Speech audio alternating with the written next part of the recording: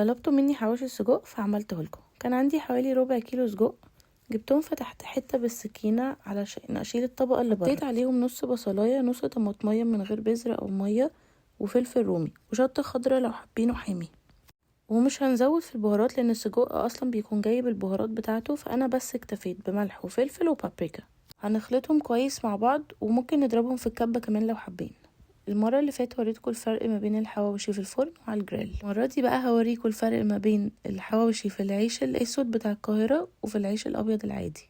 هفتح حتة من العيش كده وافرد السجق كويس. انا ربع كيلو السجق اللي انا استخدمته عملت حوالي معايا 4 رغيفة، مع اني كمان كنت حاشيهم كويس جدا. لو عندكم بقى اي نوع جبنة بتسيح، موتزاريلا، رومي، تشيدر، هنحطها جوه الرغيف كده على الوش.